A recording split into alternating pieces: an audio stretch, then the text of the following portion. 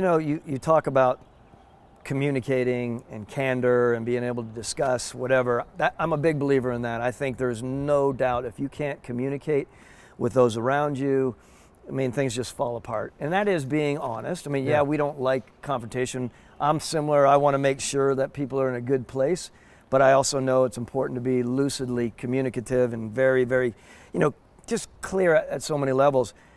Much has been written and talked about about your relationship with Kyle Shanahan, a very strong, opinionated, very intelligent, very insightful individual. I really have grown over the years to really appreciate him the more I worked around him, knowing what he offers. That personality that you both have, very strong personalities, both intelligent personalities. How did you work with that? And what's the key if you were to share with a rising general manager prospect about the relationship between the HC and the GM? Yeah, such a good one. You and I have talked about this, at length, and I think the thing, I go back to like being a broadcaster, and one of the things about being an analyst where you go out and do games, you really get exposed on a global level to people out there like a Kyle Shanahan, and people ask how so. Because some people just assume Kyle and I knew each other very well because his dad coached me. When I was playing for Mike, Kyle was off at University of Texas playing, or probably coaching at the time. So that really wasn't the case. I knew him. I met him a couple times at the facility. Where I really got to know Kyle is on production meetings, when he was the coordinator.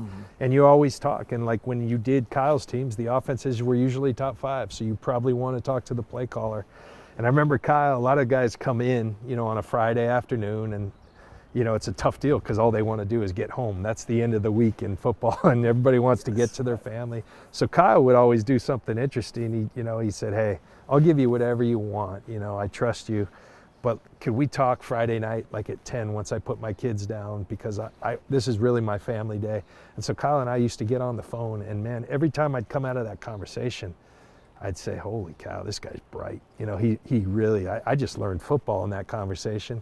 And I find out later he would say the same thing. Gosh, John's philosophies, like he'd say some things from his playing experiences that really challenged some of the things I believe, and I learned from it, and his dad kind of would tell us that, and so we grew kind of an appreciation. So first of all, you better have the goods. And I knew Kyle had the goods in terms of being intelligent. He was raised by his dad. And his dad, you think about him in Denver, I mean, there was never any mistake when you were on the Denver Broncos who was running the show. It was Mike Shanahan and coaching and in management. And come contract time, he tried to say it wasn't him, but I knew. I said, Mike, I've been around a little while. Yes. I know you make the decisions around here. So, but I think then ultimately, I think from an early, when we first got together, I think one of the best things we did was really challenge ourselves to what is our belief system. We're coming and taking over this proud franchise, and we're going to hire great staffs, and that's all very important. But if we're not able to articulate our vision for building a championship organization, then it's hard for people to follow us. And so the early times, and this was aided by people like Tony Dungy, because I'd call Tony the people I respect most and say, like, what's important early?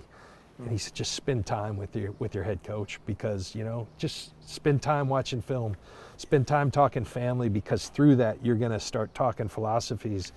And so Kyle and I did that really well early on. And then we even called on a professor. I'd taken a class at Stanford called decision analysis.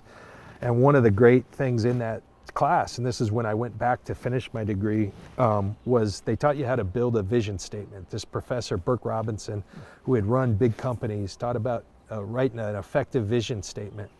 And so I was here, and I said, Kyle, we need to put to paper, we need to, not just on a surface level, what do we believe is going to take this place back to prominence? And we called on Burke Robinson, and we sat in our draft room, and it started early on with myself, Kyle, Martin Mayhew, who was a teammate of mine my rookie year, and then had gone on to be a GM, and I had brought him in to kind of aid me along. Okay, I've never been a GM. Here's someone who I know and trust who has been, and Adam Peters. And we started, and this professor just throwing questions at us.